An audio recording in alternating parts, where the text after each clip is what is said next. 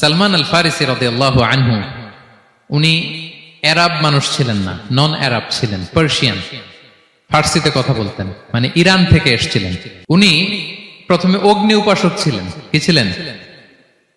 অর্থাৎ ওই যে জরাথুষ্ট যারা আগুন দেখলে এরা পূজা করে, আগুনের পূজা যারা করে, জরস্ট্রানিয়ান, এই ধর্মে বিশ্বাসী ছিলেন। আগুনের পূজা করতেন ইরানে। তিনিও আগুনের পূজা করে, তার বাবাও আগুনের পূজা করে।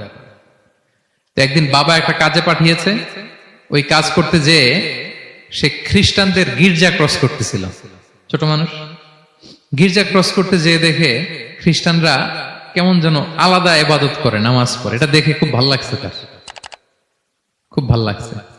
বাড়িতে এসে বাবারে বলে, বাবা আমি দেখলাম যে খ্রিস্টানরা তাদের চার্চে গির্জায় নামাজ পড়ে, এটা তো অনেক সুন্দর, আমরা যে আগুনের সামনে যা করি এটার চেয়ে ওইটা সুন্দর। বাবা বলে, খাইছে, ছেলে তো আমার শেষ হয়ে যাবে। তো বলতেছে, না না বাবা, আমরা যে আগুনের উপাসনা করি এটাই ভালো। উনি বলেন, না, আমি অনেক চিন্তা করেছি, ওরা যেভাবে গডের কাছে চায় ওইটা শ্রেষ্ঠ। বাবার সাথে ছেলের, সালমানের অনেক তর্ক বিতর্ক। পরে বাবা ভাবলেন, যদি ওকে না আটকাই তাইলে প্রভাবিত হয়ে সে খ্রিস্টান হয়ে যেতে পারে। তো ঝগড়া তর্ক বিতর্ক শেষে তার পিতা তাকে শেকলবন্দি করলো। কি করলো? পায়ে শেকল লাগায় রাখছে। কিন্তু ছেলে তো মনে মনে খ্রিস্ট ধর্মের প্রতি আকৃষ্ট হয়ে গেছে। তো ওই খ্রিস্টানরা তার সাথে লুকিয়ে যোগাযোগ করত। সালমান ওই খ্রিস্টানদেরকে বলল যে, তোমাদের খ্রিস্টান ধর্মের উৎপত্তি কোথায়? বলে, সিরিয়াতে। বলতেছে, এখান থেকে কোনো কাফেলা সিরিয়া যাবে নাকি? বলতেছে, হ্যাঁ, মিশনারি ওয়ার্কে একটা কাফেলা আসতে যাবে। বলতেছে, যেদিন যাবে আমাকে বলবে। তো যেদিন যাবে তাকে এসে বলা হয়েছে তার বাবা নাই, সে শেকল ভেঙে, শেকল সহ ওই কাফেলার সাথে যে জড়িত হয়েছে। দেখেন বিশ্বাস, আদর্শ মানুষকে কিভাবে উজ্জীবিত করে। উনি চলে গেলেন সিরিয়াতে।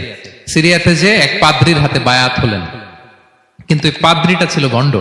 সে খ্রিস্টানদের দান সদকা নিয়ে গরিবদের না দিয়ে নিজেই খেয়ে ফেলতো।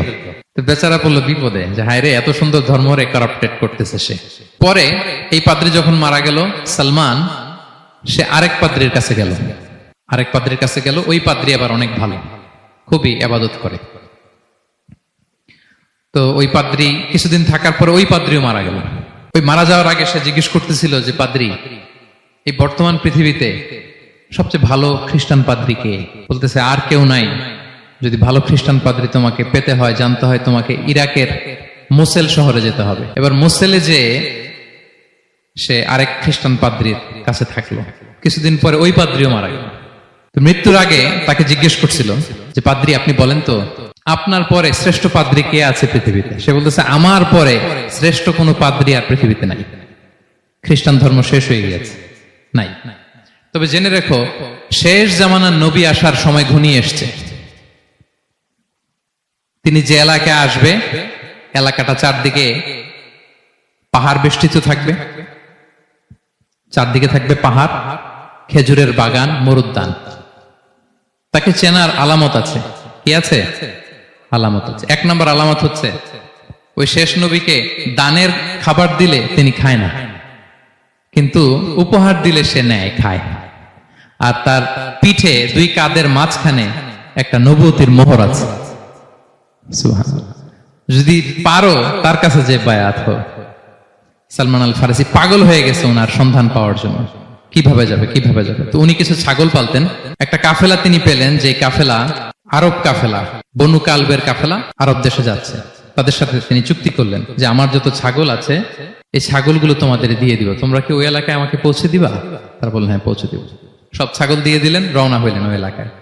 মাঝপথে তারা তার সাথে জুলুম করলো, অন্যায় আচরণ করলো, তাকে দাস হিসেবে বিক্রি করে দিল ইহুদিদের